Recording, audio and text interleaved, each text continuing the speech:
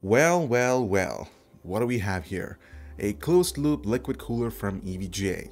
That's right, my friends. After launching a pretty successful air cooler a few years ago, EVGA has expanded their cooling solutions towards all-in-ones. EVGA may be in for a challenge though, since companies like Corsair, NCXT, and Cooler Master have experience, market share, and the time on their side. I'm really interested to see how well this cooler can keep up with those competitors, since as you know, EVGA has been well known for their all-in-one hybrid water cooling solutions for NVIDIA-based GPUs. Will that awesome performance on the graphics card side translate into a competitive AIO? Let's find out and dive into this new cooler from EVGA right after a message from our sponsor.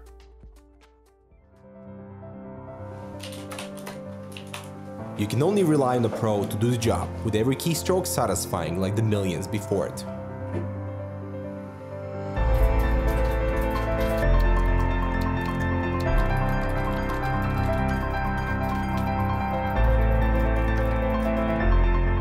Quality feel with every key, regardless of your space. Cooler Master Master Keys Pro. Take it with you. Make it yours. So this is the new CLC 280 liquid CPU cooler that runs for about $130 US. The model name itself implies the fact that it sports a 280mm radiator that we'll talk about shortly, but if you're having trouble finding room for a massive radiator inside your case, EVGA also offers a 120mm variant for $90. Unfortunately, there isn't a 240mm variant for the time being, but expect one in the near future.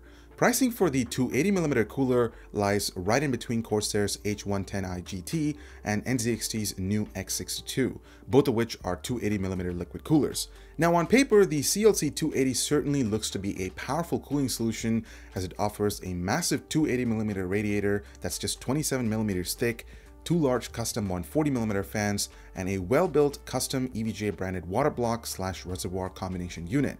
This is hands down one of the best looking and easy to install coolers I've come across lately. The tight nylon braiding tubing makes installation a breeze, and it's relatively flexible, plus you don't have to worry about accidental leaks from traditional PVC tubing found on some other AIOs. There's also a custom water pump that has its inlet and outlet ports on the top instead of the side, which reduces water pressure and thus noise. The water block features an acrylic top with a glowing EVGA RGB LED lit logo. Its colors and behavior can be customized through EVGA's flow control software. It's also pretty unique looking. I love the metal frame around the unit that adds an extra layer of premium quality, which EVGA has always been well known for. There's a micro USB port which is used for adding a data link for EVGA's control software, and the included cable connects easily to the motherboard's USB header. Rounding up, the bottom comes with a fairly polished copper base plate that has thermal paste pre-applied. So let's talk about those included 140mm fans. They're definitely unique looking, and I appreciate EVGA taking the step to design something that promises high performance, longevity, and quiet operation, and that last point has to be highlighted. You see, the unique chassis design allows these 140mm fans to rotate at a blistering 2200 RPM, yet maintaining lower noise levels. Remember, these are claims, so I guess it's just a matter of time to find out how well they perform during our benchmarks. Another thing I need to mention is that EVGA's design causes part of the fan blades to expose, so watch out for cables or anything else that could get in their way. The installation process was pretty straightforward. I mounted this cooler inside the NZXT S340 Elite mid-tower chassis. Now, given this is a 280mm radiator, I had no clearance issues within the chassis, and the fan blades never made contact with the front frame, something I was a little worried about with its design. It's still important to remember that your case has to natively support 280mm radiators and EVGA's own layout, so make sure to check the exact specifications and measure before buying the CLC 280. I then proceeded to install the included Intel-based backplate for Skylake and Kaby Lake. Do note that EVGA includes backplates and retention brackets for X99 and AMD-based motherboards too. The next step was to install the bolts to the CPU mounting holes in the motherboard and secure them. Given the plastic nature of the backplate, I'd be extra careful with tightening the bolts since overdoing them could cause some serious damage down the road. Thankfully, EVGA pre-installed the Intel bracket on the CPU block, so it was just a matter of time of placing it on top of the bolts, and I tightened them with the included screws. The pump doesn't require separate SATA power to function, it just works fine through the traditional 3-pin power / CPU fan connector. You do get two PWM fan headers to connect the dual 140mm fans, and the fan speeds can be adjusted directly through the Flow software. Speaking of the software, well, EVGA still hasn't perfected the UI. In fact, this version 1.0 isn't even labeled as the flow control software, and it does not even look closer to what EVGA has posted on their website, which might seem a little misleading.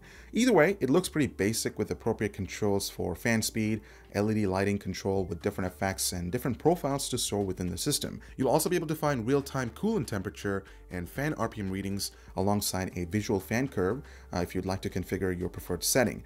Like I said, it does need a lot of work, and I'm hoping EVGA updates the software sooner than later. Alright, so how well does this new CLC cooler from EVGA stack up with the competition? We used a hotter running 4.5 GHz 4770K for these tests to operate under the assumption that cooling for today's Kaby Lake processors will be even better. Testing was also done a bit differently since we compared the coolers at different RPM levels to see if EVGA and their custom setup can really achieve a good balance between RPM levels and temperatures. Comparing it to popular 240mm solutions other than the Predator 240, the CLC 280 does a pretty good job cooling the 4770K overclocked to 4.5 GHz. Starting at 1250 RPMs, we can see that EVGA's cooler really does trail behind the competition. While it can achieve better results than the 240mm AIOs like Enermax's 240 HP and the Liquid Pro 240, it runs quite a bit warmer than the H100i GT and NZXT X62. Luckily, the CLC 280 is at a price point that's more affordable than many 280mm alternatives. It's also backed up by a long 5-year warranty. Bumping up fan speeds to a louder 2000 RPM sees EVGA's cooler catch up with Corsair and NZXT's 280mm AIOs, proving that it can be very competitive if you don't mind noise. But what does this all mean for how loud the cooler is? Well, let's check out some acoustics. At 1250 RPMs, EVGA has obviously created an extremely quiet AIO with their custom fans, but when compared to NZXT's results here, there's a bit of concern. Not much, just a bit. It looks like even though the Air-P fans on the X62 are about as noisy as the ones on the CLC 280, they provide much more performance. Listen to this, it's very quiet.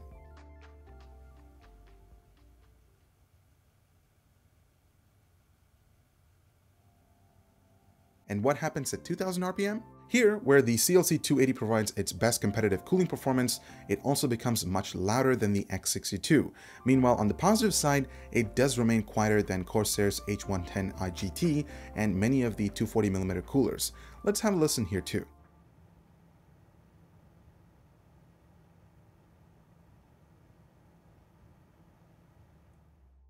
To test out a theory, we took the NZXT fans and installed them on the EVGA CLC 280, and those results speak for themselves. At 1250 RPMs, installing those quieter NZXT units resulted in much lower temperature results. It looks like despite EVGA's claim of an optimal noise to performance ratio, NZXT's air technology is just so much better. It's almost like the CLC 280 fans aren't properly designed for low RPM scenarios. Like we expected, when operating at higher RPM levels, EVGA stock fans are almost as good as NZXT's, but I doubt many people will want their massive 280mm cooler running at these speeds anyways. Higher RPM pretty much defeats the purpose of buying a bigger cooler. To conclude, EVGA has come up with an excellent AIO solution that competes well within the all-in-one liquid cooler's battleground. The price point is really competitive, and the hardware you get for that screams premium quality. However, the custom-designed 140mm fans struggled to push air through the radiator, which in turn resulted in higher temps at lower RPMs compared to the competition. Combining the air fans with the CLC 280 resulted in an amazing combination, so I'm genuinely hoping EVGA can go back to the drawing board, come up with a better fan design. Plus, please update the driver software. It seriously looks like a rushed out release that took inspiration from the 90s. All in all, for the price, the CLC 280 is a great solution if you're okay running your fans at slightly higher speeds. But looking away from the charted decibel results and towards what can actually be heard by a user, I think this AIO deserves our damn good value award. So what do you guys think of the EVGA CLC 280 liquid cooler? Do you guys think that they have potential to keep up with the big leagues? Let us know in the comments down below. I'm Eber with Canucks. Thank you so much for watching, and we'll see you in the next one.